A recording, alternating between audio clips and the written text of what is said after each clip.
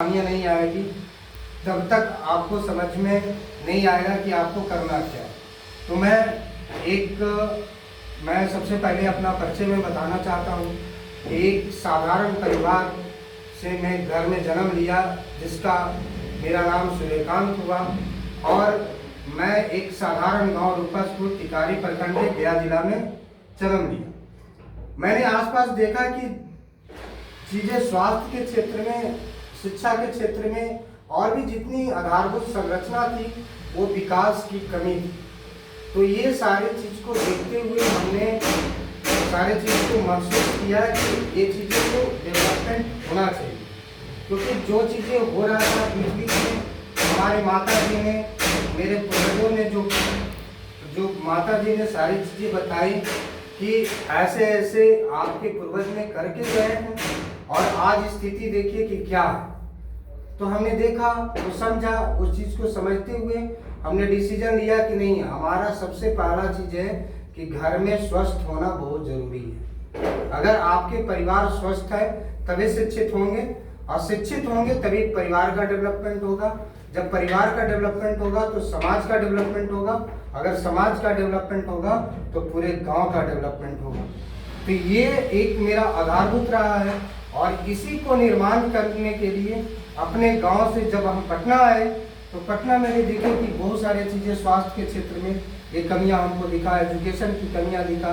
तो हमें लगा कि जो हमारी घर की विरासत जो वीरान पड़ी हुई थी, वही पटना पाटलिपुत्र की विरासत को वीरान हमको जो समझने में आया वो समझा।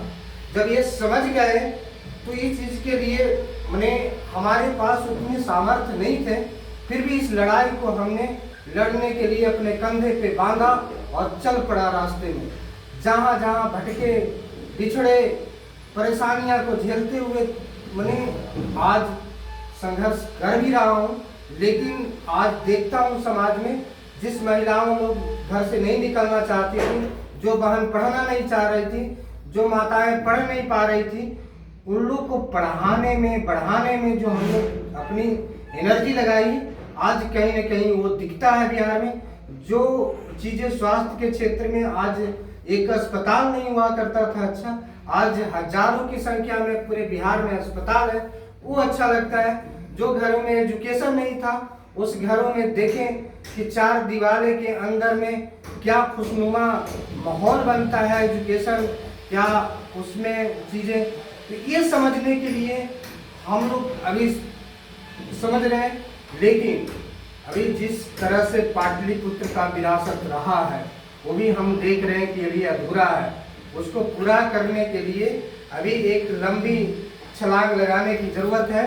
और जी यहाँ पर हम रोकना चाहेंगे कि आधुनिक जीवन में जो है, आधुनिक युग में स्वास्थ्य जो है एक व्यापार बन गया है। कहीं कहीं आप ये भी सुनने को मिलता है कि पैसे के अभाव में कई लोगों का जान चला जाता है। पैसे के अभाव में लाश को भी जो है निजी नर्सिंग होम संचालक जो है बंधक बना लेते हैं।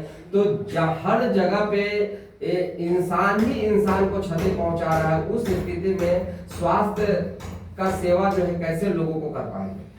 देखिए, आपने बहुत अच्छा सवाल किया है, क्योंकि इस सवाल के लेके हम अभी पिछले दिनों एक CSR फंड का लॉन्च माननीय आदरणीय बड़े भाई सम्राट चौधरी के माध्यम से मैंने करवाया हूं, और आपने सही समय पे सही जवाब दिया कि अभी सरकार बनने वाली है। और इसके लेके देखिए, सरकार के दोषी तो हम देते नहीं हैं, क्योंकि हम कर्म पे विश्वास करते हैं, उसके विकल्प ढूंढते हैं कि जो चीज़ें अगर कमी है उसको कैसे निदान किया जा सकता है। तो मैं बताता हूं कि आपके चैनल के माध्यम से तमाम बिहार वासियों को मैं संदेश भी देना चाहता हूं कि देखिए, अगर सरकार में पब्लिक को, सबसे पहले मैं बताऊं कि 3 तरह के अस्पताल हमारे बिहार में चल रहे हैं। पहला एक सरकारी अस्पताल चल रही है, दूसरा प्राइवेट अस्पताल चल रही है, तीसरा ट्रस्ट का अस्पताल बिहार में चल रही है।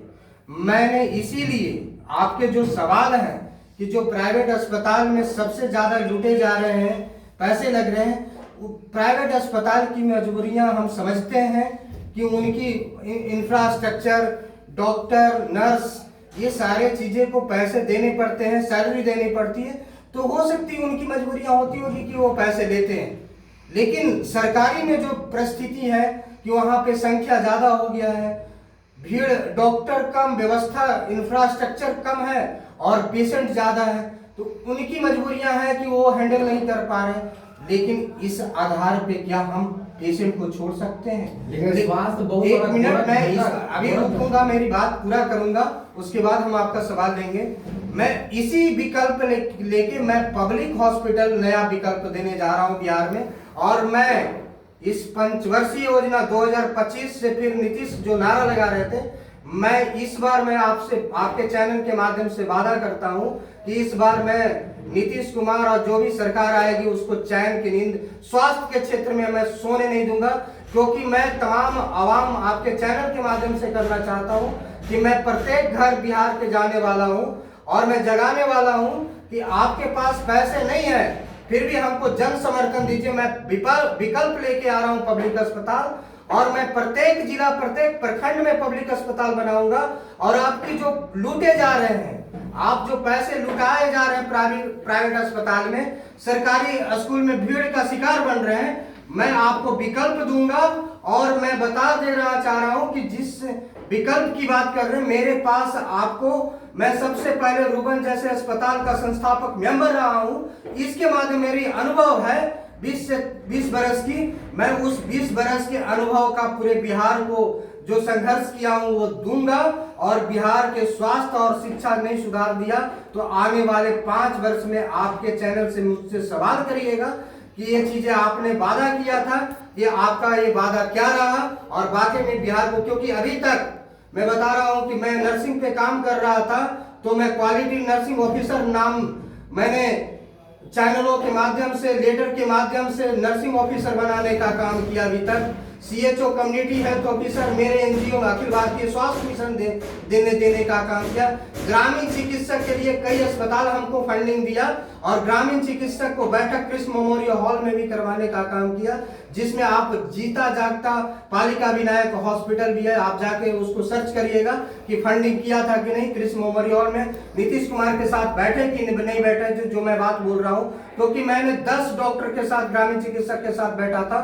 तो मैं सरकार के सवाल के साथ साथ विकल्प भी खोजता हूं कि मैं केवल दोषी नहीं बिहार को मानूंगा, क्योंकि उसको विकल्प बनाने की, क्योंकि दिशा, मैंने पहले भी शिक्षा नीति पे काम किया हूं, नीतियां बनाने में हम विश्वास रखते, कैसे विकल्प, उसको रास्ता, कैसे बिहार को विकास की गाथा, कैसे स्वास्थ्य की, क्योंकि कमियां रहती है, कमियां गिनाने मैं नहीं आया हूं इस धरती पे, क्योंकि कमियां गिनाने के लिए हमारे पूर्वज ने आपने सवाल किया था कि आप क्यों समाज सेवा में आए।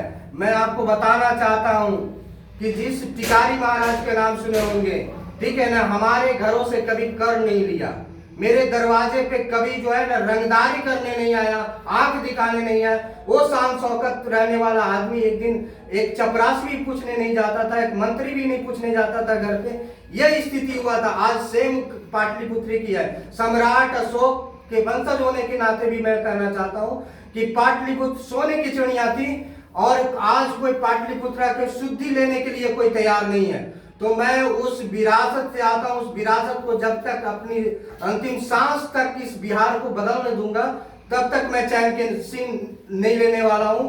और इस बार मैं नीतीश और सम्राट चौधरी को एकदम खुलेआम चुनौती है कि आप सरकार के स्वास्थ्य की सुविधा अगर सुधार देते हैं तो सुधार लीजिए, नहीं तो मैं सूर्यकांत सामाजिक कार्यकर्ता आपको चैन के नींद भी नहीं सोने दूंगा, क्योंकि मैं आपके घर से वोट हम समर्थन करता हूं तो दिल से करता हूं, लेकिन हक भी मांगता हूं तो दिल से मांगता हूं।